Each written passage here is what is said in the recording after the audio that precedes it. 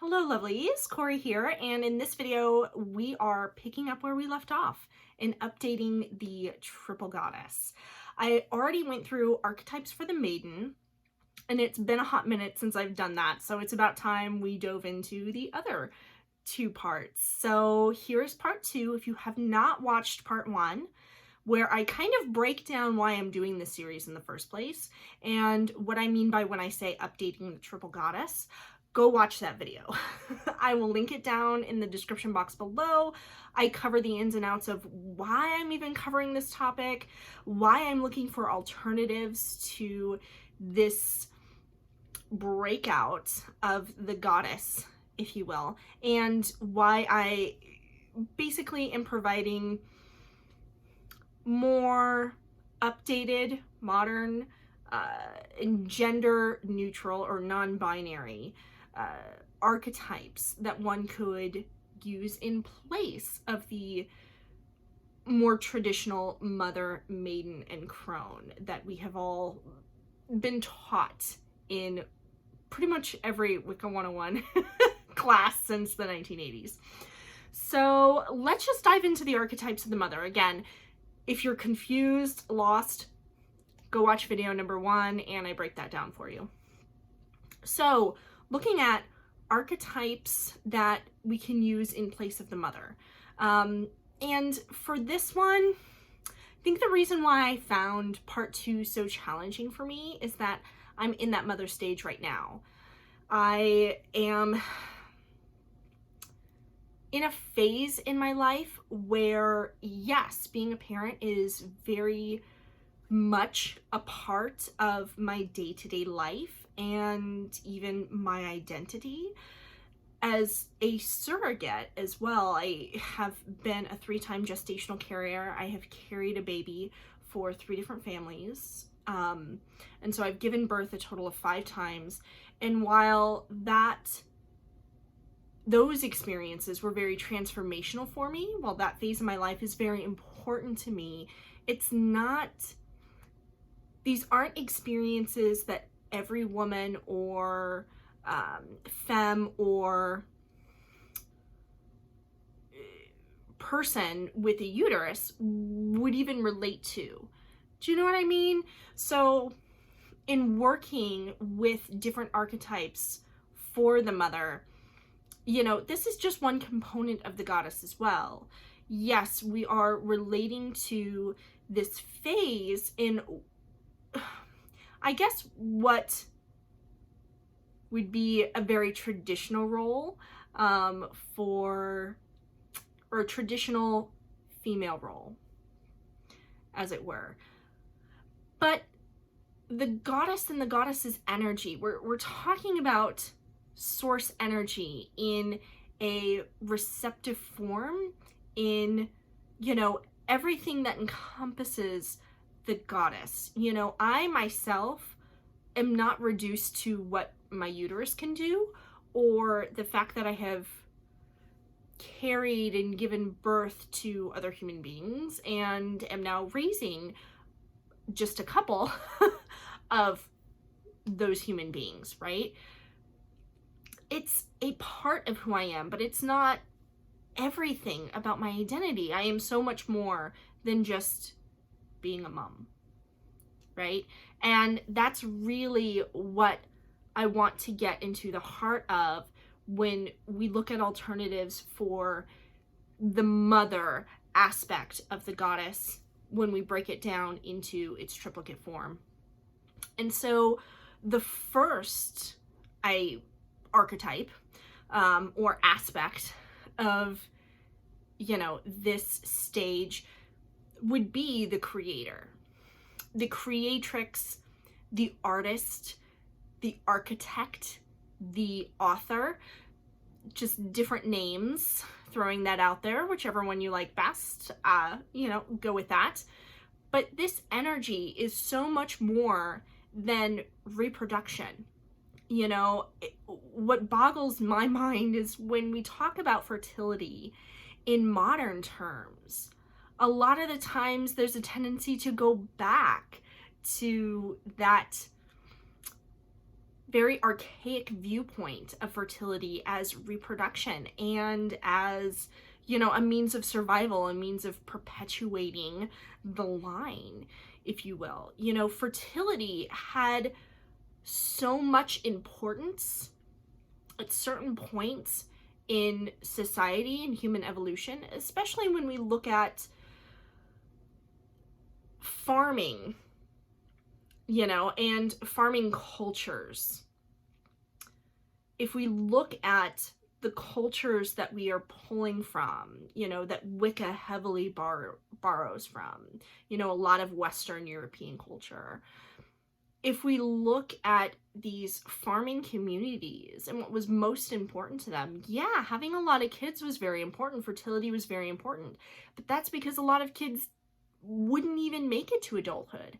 A lot of kids, you know, would get sick, would get injured, would pass away before they even had a chance to live a full life. And you also needed very large families in order to sustain each other. You were building your own community in procreating quite a lot. So fertility was important, not just from a human perspective though, but also these farmers had animals that they needed to raise for food, for various different purposes. And fertility for those animals, likewise, hugely important. Crop fertility, hugely important. These were aspects of everyday life, which is why we see so many fertility deities throughout different pantheons across the globe. Nowadays, modern society, fertility means something completely different to us than it did hundreds, thousands of years ago. For me, you know, when I look at the archetype of the creator, as I said, the creatrix, the artist, the architect, the author, this is about creation in its purest form. This is about creativity and inspiration. This aspect of the goddess can bring muses to folks. You know, this aspect can be very useful to work with if you are a creator or artist of any kind. But not even that. Like, you don't have to be an artist or an author or a content creator or, you know, any of the stereotypical creator, you know, types yourself. We create so much on a day-to-day basis, even in a regular, you know, 9-to-5er, taking and pulling from my own life here and my job today. I created a couple things. I created a Visio workflow chart for a process. Created dozens of emails. Writing, obviously, is a huge component of my day-to-day. As well, creating dinner. You know, making dinner, taking a lot of raw ingredients, putting them together and making a meal that sustains my family. That's creator work. And I don't think that it's something that's often pulled into our minds because it's so automatic now. But those are parts of our modern day-to-day that we absolutely can call upon fertility deities for, the great creator aspect of the goddess, and say, I need your help. Also, to give you another example, especially about that whole dinner thing, I hate cooking. I do. I don't like it. It feels like a chore. And so when I've had to really work on it and learn new recipes, I actually have gotten really good at cooking breakfast type foods. Just saying, I'm really good with eggs now. I can make omelets, scrambled eggs, sunny side, like really proud of my breakfast food. I have a really amazing French toast recipe, just saying. But you put a steak in front of me, what am I supposed to do with that? Still need my husband to help me with that. I'm like, Jay, can you like handle this? I don't know what to do with it. So I call upon the creator aspect of the goddess, the creator archetype, to say, can you help me out? I need help with this. I need help getting over whatever block that I have about cooking. And she helps. She really does help. So that's one aspect. And like I said, it's anything creation-wise, you know, help thinking outside the box, help building a business even, help creating anything from scratch, parts, rebuilding things. That's the creator archetype. Second archetype, you know, breaking this stage down, would be the nurturer, the caretaker, the caregiver, the nurse. This is the culmination of Cancer energy, as far as the zodiac, the sign Cancer. You know, very Cancerian energy, familial, taking care. This doesn't mean taking care of, you know, your kids. This could also refer to taking care of other family members, your parents, siblings, cousins, and not even just family, friends as well. Taking care of your furry, four-legged family members, taking care of friends, taking care of loved ones, taking care of community members. This is that loving, nurturing, motherly energy that really just kind of embraces and wraps its arms around you and says, you know what, it's going to be okay. We'll get through this. You know, we can heal. We can move on.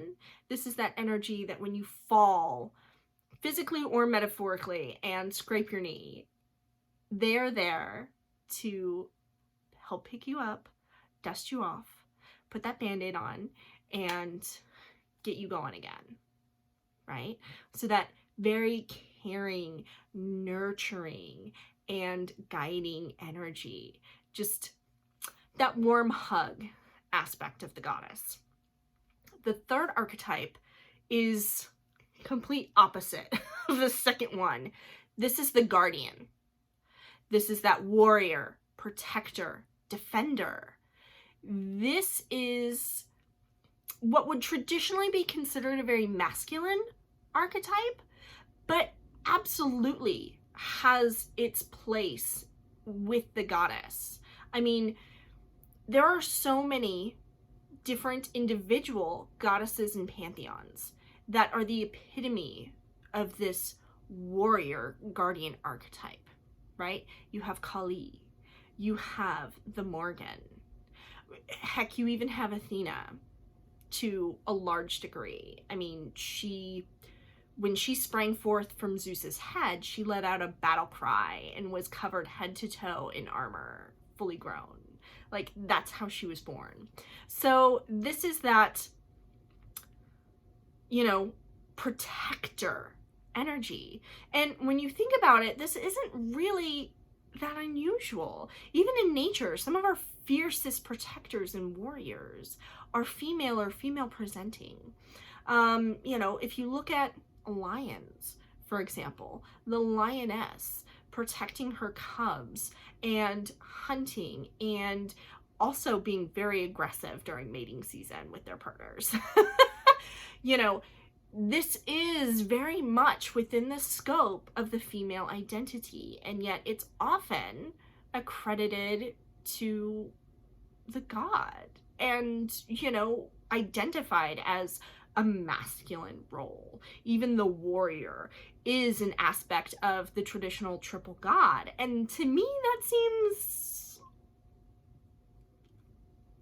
it's sexist. It's sexist. You know, the idea that a warrior aspect can't be identified with the goddess is just really weird to me.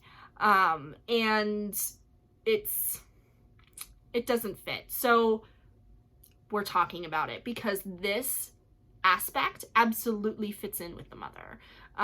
You know, a mom protecting her brood, or a parent.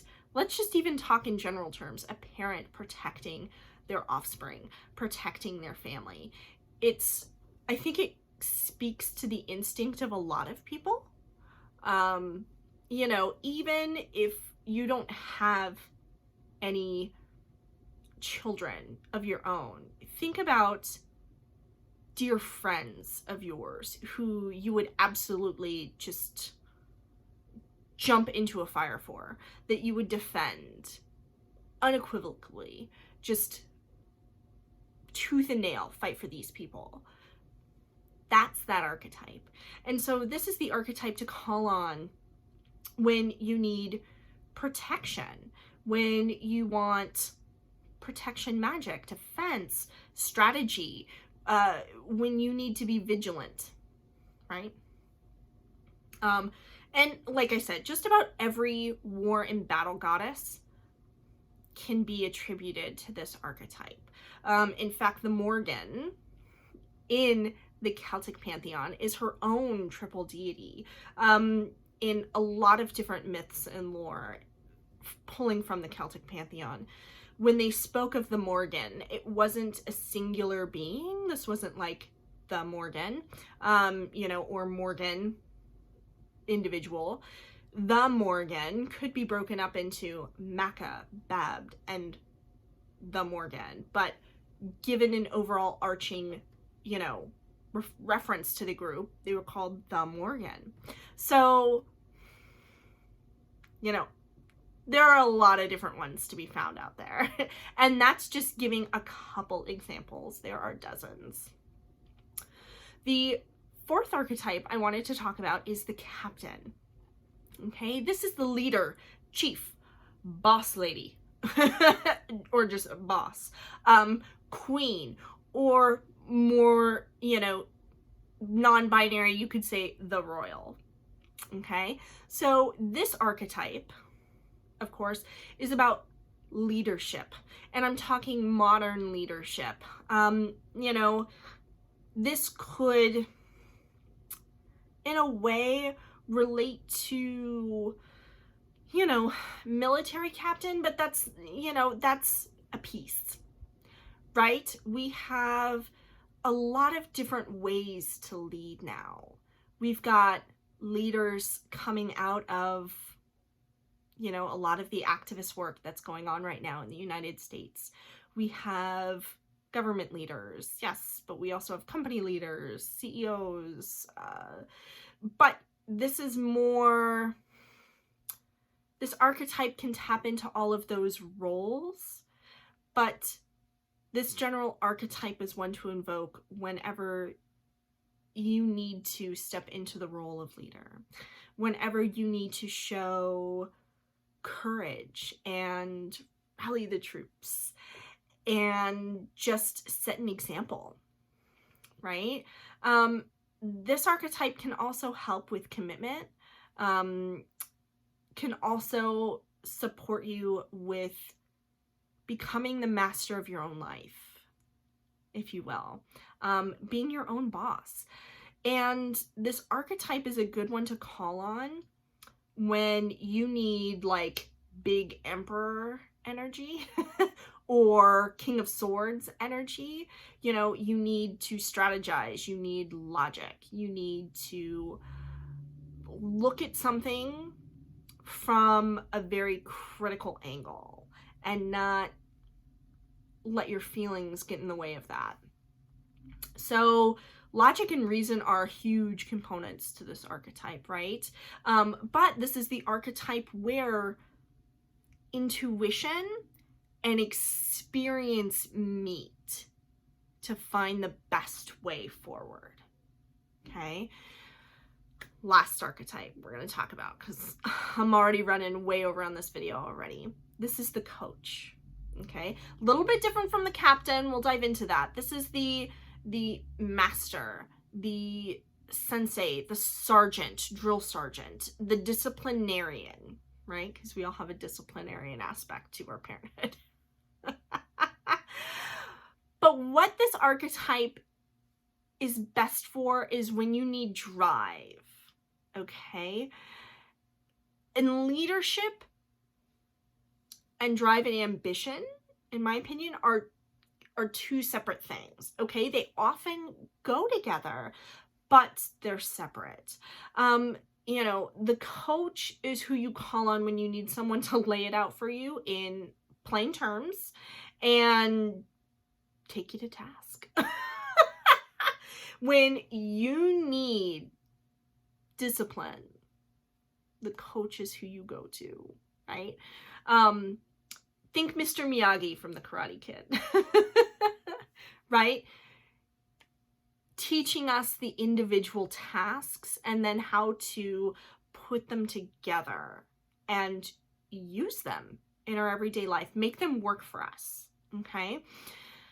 Our parents' role, or a parent's first role in their child's life, is usually one of teacher, okay? And so that's a piece of the coach, right? To teach us, but to also instill that discipline. You know, the coach aspect of the goddess is the one that's constantly throwing us the same lesson over and over and over again because we're just not getting it, and is, you know, they're browbeating us with it until we go, okay, I got it.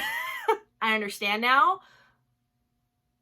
I can digest this. You know, I can put this into practice. You know, they're smacking us upside the head until we get it. And this archetype is very, very helpful for, especially when we're adults and we're being stubborn, you know, to kind of just sit there with us and be honest and go, look, you're fucking up. You need to get shit together, and this is how you can do it. At least that's what I very humbly call upon this aspect of the goddess for. And trust me, if any of these aspects are going to humble you, it's going to be the coach. So that's it. Those were my 5 alternative archetypes for the mother. I hope you enjoyed it. And if you have any suggestions, breakdowns, alternatives that you have for the mother, I would love to hear them. Put them in the comments below. Let us know how you are working with this aspect of the triple goddess, if you are. Or if you're not, let us know why as well. I know this is kind of a polarizing topic within our community, so I'm always interested to hear what you guys are doing and what you're putting into practice. But this is just my practice, so if none of this vibed with you, that is okay too. I'm not advocating for us to just completely chuck the triple goddess out the window as she stands today with Maiden Mother Crone. This is just my way of being able to share some alternatives so that folks don't feel pigeonholed into what we've historically taught as a community. It's absolutely perfect to grow and change our opinions on things, especially when we change things up in our practice because they haven't been working for us. And as we grow and we expand and we become more inclusive, you know, the interesting thing is that the triple goddess in the Maiden, Mother, and Crone aspect isn't the most ancient version of the triple goddess that we have. I mentioned the Morgan. I talked about her a lot in the first video. I also talk about Bridget in the first video. And that's because even in much older times, you know, hundreds of years ago, we understood that women and men weren't completely binary, that we had a very more fluid relationship with gender, and that the goddess and God reflected that. They also had very fluid expressions of gender and took on many, many different roles and facets. I think actually over time, we've tried to oversimplify them, and it's brought us to, or many of us, I'm not speaking for the whole community, but in speaking for myself, in working with a lot of these very oversimplified aspects, it's made me feel less connected to deity, if that makes any sense at all. Working with alternative archetypes makes me feel more connected. It makes a lot more sense to me because these are the different facets that I see in myself. And if we are a flesh and bone version of or manifestation of divine source energy, that makes sense, right? That we should be working with archetypes that mirror our own roles. Anyway, won't keep you guys too long. Thank you if you made it all the way through this video. I hope that you are having a great day wherever you are, and I hope to see you in the next video. Until then, blessed be.